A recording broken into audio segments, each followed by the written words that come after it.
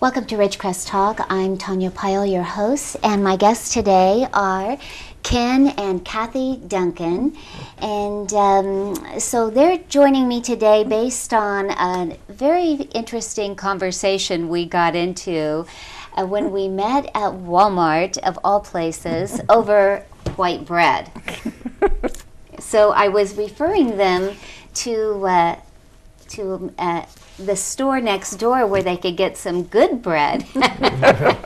And you were telling me, oh, Ezekiel bread? Ezekiel bread, yeah. They were already on to me. And somehow one thing led to another, and we ended up getting into the most fascinating conversation. I said, you folks have to join me for a Ridgecrest Talk when they got into a subject of... well, we got into fermentation, which we backed up then into composting. And I understand that you have a regular compost pile in your kitchen, a compost kitchen. Well, I wouldn't call it a compost kitchen. But, well, you have the makings, or you don't keep a regular... No, not in the house. No. Oh, you don't? Not in the house. What we do is... Because that's what I did. I mean, I actually went out and bought a little thing that was for a compost. Well, you can buy them, and you can use a bucket. Yeah, absolutely. The tendency, though, if you're not careful, is you can draw gnats, draw flies. That was the purpose for this, was that it was made so that it doesn't draw the flies and the gnats. It's not just a bucket, which of course would draw the ants and the little critters. So this was specifically designed. You can buy them so that they have a lid and are designed to be more inconspicuous, I guess would be the word. Well, what we do is, as you go through preparing your dinner, you do the trimmings from your vegetables and so forth, and we have a nice little screen thing that we keep in the sink that catches all the debris so it doesn't go down the drain. And then at some point during the evening, whenever we're done doing the dishes or we're done with the meal, because I do most of the meals, I cook most of the meals. She cooks on special occasions, and she does a fabulous job. She's got the best turkey in the world. Then after that, you pick up your eggshells and your other trimmings and so forth, and you take them, and I'll bring the bucket in. I dump it into the bucket, and I set the bucket outside. And then at the end of the day, when I'm done, if I'm not too lazy, that day I'll take it out to my compost heap in the back of the yard, I don't know, probably 50, 60 feet away from the house, and toss it into the compost, cover it a little bit, so start breaking down almost immediately, keeping the flies away as well. And then eventually it all gets turned over into the compost. It gets all mixed together. So there's a place to compost if you have a home and you have a yard and you have a garden. That is ideal. But if you're apartment living and you're thinking in terms of keeping your plants going or maybe growing some kitchen herbs or something of that nature, there's different ways to do it. But you have brought some of your collection. When I think of composting, for me, I think of coffee grounds and, coffee grounds in particular. Coffee grounds, eggshells, tea and tea bags. Yes. Yeah, this is all natural or organic stuff. So. Except your white bread. Except we're going to keep going back to this white bread. You don't want bread in it, no. So anyhow, as you go through your kitchen, you get your peelings from maybe from the shells from your mangoes, or maybe you got something from some ends off your celery, whatever. All these things. You collect all these things. Yeah. And also, when you're walking around, this is the time of the year. Well, we got lots of these weeds here. I want to see this. Here's some lamb's quarter. You've seen that all around your yard. The lamb's quarter is delicious. Oh, this is your and this this is Charlock. Oh, Charlock. This is a type of mustard, and this is filigree. This is not stickers or whatever. That's I filigree. have to smell all of this. Yeah. Did Yeah, you break did it you and get squeeze this it. out of your? Yeah, this grows everywhere, and it grows in our yard. So this is not from your kitchen. No, this is from your yard. So everybody's got this around their house. This stuff here, you just kind of break it up with a shovel, throw it into your compost, and you're adding naturally you're adding nitrogen to your in a very natural, and you got plenty of weeds. Everybody's got plenty of weeds. And you chop these up and you add that in. You're creating nitrogen now inside your compost. Well, as you accumulate things, I had a bag of stuff I was going to bring, and ultimately I didn't know it was coming today, so I tossed it into the compost yesterday. And so anyhow, here's a variety of things. These things are common in your yard, but husbands like to build things. The cardboard, the cooking. This is cardboard. All of this can be torn up, added to the compost. It will break down. After all, it is a natural fiber. Right. It is wood. Right.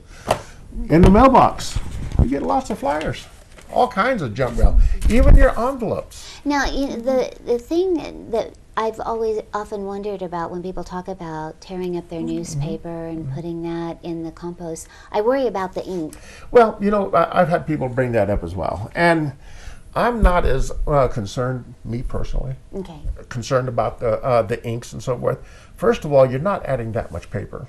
And second of all, with myself, whenever I do it, because I'm able to do it, is I have about 200 cubic feet I start with of leaves and so forth that my good neighbors, and this is what we all can do, ask our neighbors to help us. I bring the leaves over if you got space to do it. And you start turning this over and you start supplementing your compost with bits of paper. Various kinds. And you don't really have that much paper in there. And it breaks down. We won't even be able to see it, as we'll see in just a moment. So we've got about a minute left. Okay, there's rosemary, there's leaves. How long does it take you to really see the process of breaking down and Well, you can see the process of breaking down in a matter of, let's say, 2 days. Okay. A day. The leaves and all of that. If a person lives in an apartment, they have no space, but they do maybe have something between the sidewalk and the house. If you have a shovel, break that ground up, wet it first so it's softer, break that ground up, and as you get your eggshells and your leftovers from your dinner, fold them into the ground immediately. Now, I think you told me no milk, no white bread. No, I don't care about the white bread. How about no meat? The meat, exactly. No meat. Only because we want to draw worms. Okay. Meat and milk, these kind of things, will kill the worms. Okay. Yeah. All right. So we're going to come back and we're going to talk now about the process of fermentation. So there is our compost. Thing real fast. Look here. Here's the end of the compost. We'll show you when we come back from our break. Oh, okay. Thank you so much.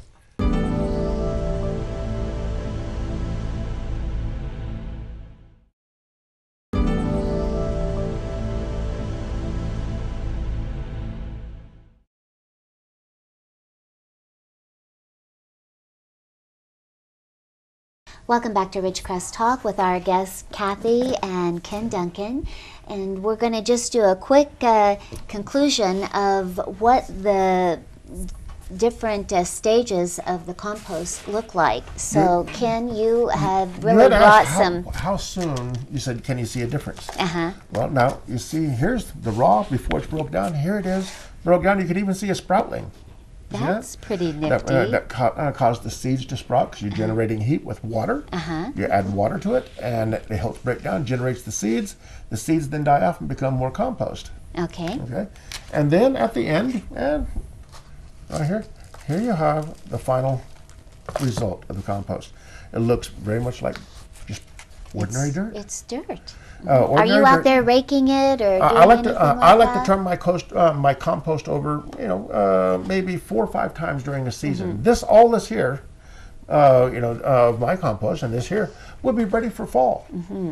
It smells like dirt. Yeah, it smells like dirt. It actually smells clean, does it not? Yeah, I always like the smell of dirt. Yeah, exactly. That's kind of a weird thing, but no, as well as really good stuff to smell. So anyhow. Compost is good for your soil. This was your ash that you used. Yeah, this is ash from your barbecue with burn off leaves or branches or even briquettes, and you just add just a tiny bit to this one to your garden at any time. Okay. Just add a little bit, and this breaks down. And I had some water here, but you can see how just all the little tiny particles float in the water. Well, it's going through the soil the same way. Same thing with the compost. And the plants just gobble it up. And it all started like this. Then it turned to this. Yeah. And we ended up with that. Well, and it looked, Yeah. actually, first it was this. So. Yeah. Okay. Yeah. First it started out just green plants. Uh-huh. Or Very green fun. stuff from your garden. Okay. So anything other than meat and milk into it, only because you do want to invite the worms. Okay. You do want to invite these good guys because they keep the ground aerated. And then their castings that they leave behind, it becomes wonderful fertilizer. So you want to invite them. So Do you buy any of the worms, or do you just let the I haven't done worms it here, in the neighborhood come and... I haven't done it. You just, you can go to your local bait store if you want to keep it real simple and real small, and they'll start generating worms. Just that simple. You build a box, keep them kind of comfortable, and they'll be happy, and they'll give you all kinds of castings. This And you is use far away from the house. You would use your natural compost like this, and throw that in there, and throw a little bit of water in there. You let him do all this, huh? Yeah. He can go have fun. He can play go in the have dirt. fun. Yeah, I do my hobbies. What's your nickname for me? Gopher. Gopher. She's Go always for seen it. me digging. I always feel gopher. like a gopher. You can't help it. I love gardening. He gets tired When and did you he's start exhausted. composting originally? As far back as I can remember as a child, really? my family's Oh, always really? done that. Oh, is that I've always right? composted. Where are you Something- from? Originally from Louisiana, but otherwise I'm Californian. I've been raised here in California all my life. Yeah. Okay. But originally from Louisiana, and but my families are from all over the South mostly, and many of them are here in California. And all my family, everybody had a compost because it was so easy to do. Didn't require any kind of education, and everything is at the home. You have everything at the home to do it. So. And you said you just use maybe the garbage from, instead of putting it down the garbage disposal, Exactly, instead you of would put wasting it it. out on the compost. Right, and just sometimes there are fancy ones, but other times it's very simple. Mine is I like to keep it contained, so I use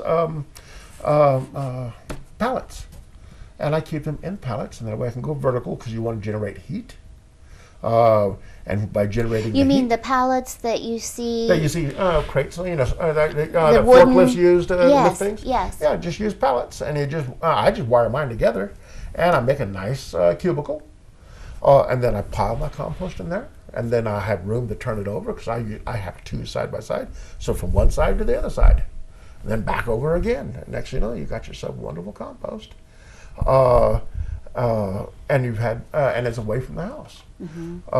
So anyhow, it's very simple. Just and the pallets in most cases are free. Yes. And so you take all this free stuff that's available from the mailbox, from the stuff From you the can otherwise grocery throw away store, exactly. From the weeds in your And the weeds, yard. and you make it into something wonderful, which now then when you do your garden, like I said, if you only have an apartment, a shovel, a little space, dig up the dirt, throw your refuse from your kitchen into the hole, cover it back up. Tomorrow, do the same thing in another spot until the whole length of that bed that you have available is now got new material in there, and you keep doing that. By fall, you'll have soil, no longer just desert dirt. You'll have soil. So if you start now, this is April, you're saying that by fall, you'll have a beautiful organic soil that is cultivated and ready to be to do a fall garden. a fall garden. Yeah. Do you folks garden year round? Or Try to. Just pretty much of a Sometimes spring successful, sometimes more successful than other times, I love greens. Swiss chard loves it pretty much year round. It doesn't like the heat, but it likes it for a good part of the year, 7 months out of the year, or so. Collard greens, they like it year round. So there's things that you can plant for the fall, starting with the collard greens, the easiest green to grow. It's very vibrant. And so you plant your greens in the fall and your root vegetables in the fall? some your turnips. You can do that in the fall. But we're in the spring now, so what would we be planting right now? Right in the now, just spring? about anything. Okay. Just about anything, Tomatoes. Spring is good. Yeah, tomatoes, spring is good, yeah. cucumbers, Watermelons. Radishes, peppers. watermelons. Yeah. They grow Exactly. good in the sand, right? The Oh, watermelons. yeah. Once, and especially once you build your soil up, and it takes about one season, and then you build it up, improve it over season after season, you'll have a beautiful garden in no time. And it doesn't matter that your garden's only 10 feet long and 2 feet wide. That will be a treasure trove of just fun, experience, and of course, enjoyment. Being able to share with others, and that's half of it. Being able to share what you have, and it's free. That's the main thing. It is 98.9% free. Right. You know, reusing. You were talking about reusing, repurposing, and seeing I say redirect. Seeing things differently in your home. Your cardboard is no longer just trash. Your newspaper is no longer just trash. Right. Yeah. Right. So You're just seeing getting it to use it. Exactly. Repurpose things.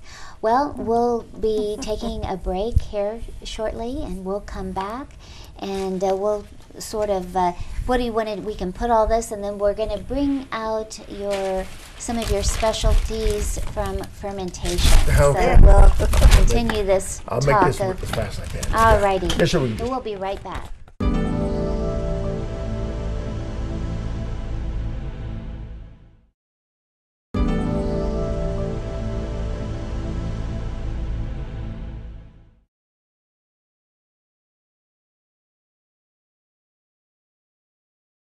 Welcome back to Ridgecrest Talk with our guests, Cathy and Ken Duncan. So they've been so kind to share with me about making a compost pile, but a little different than the kitchen style, but not really different, just bigger, I think. Right. But in any case, now we're talking about taking those scraps you were talking about earlier and fermenting. And I read more and more about how, especially our American diet, is becoming so free of fermentation. Maybe some people eat sauerkraut or things like that, but we don't have as much of it in our diet apparently as we need. And it's actually very good, but I guess the key to fermentation is making sure you do it long enough so you don't have any bacteria left that is going to affect you negatively. You want to get the positive aspects, but that's a waiting process. How long do you usually wait? It mostly depends on the fruit.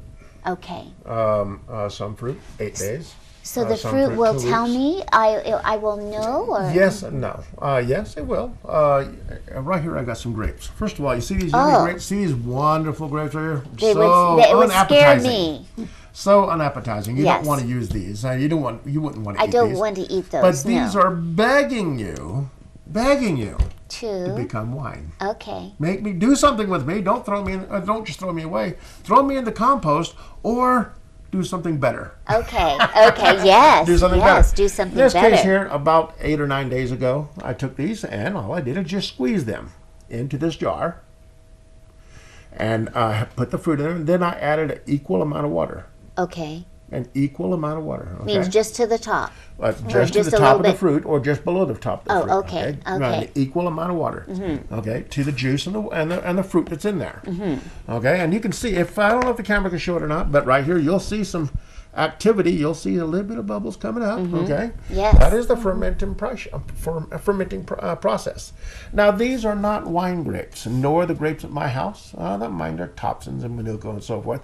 And these are not wine grapes, but you can use anything to make wine. Wine grapes, of course, make a better wine.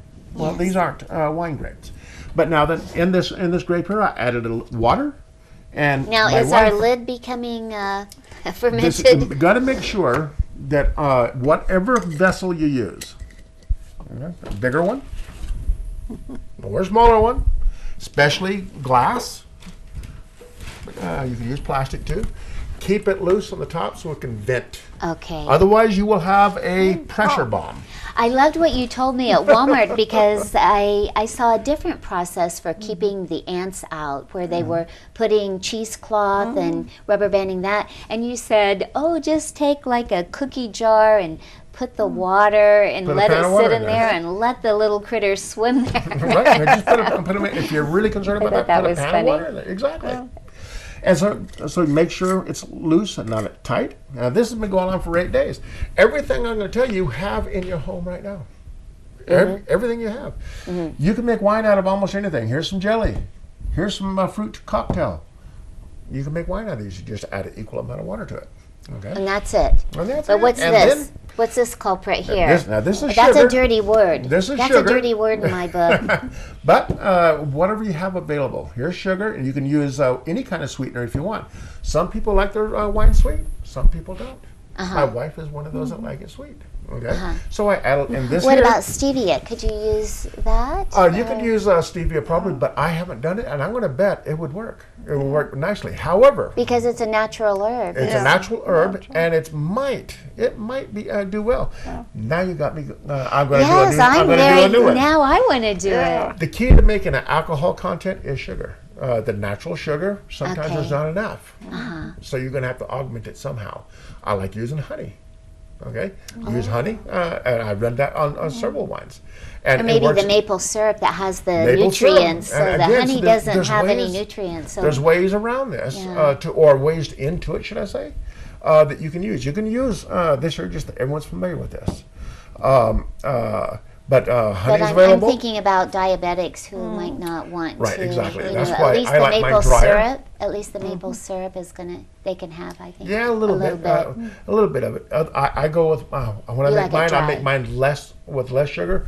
Hers, I make it with more sugar, and I had no idea what you liked. So we're gonna. I'm gonna show you now. Here you are. We started here just 8 days ago with this. Now then, what's in your home? Well, everyone's got paper towels.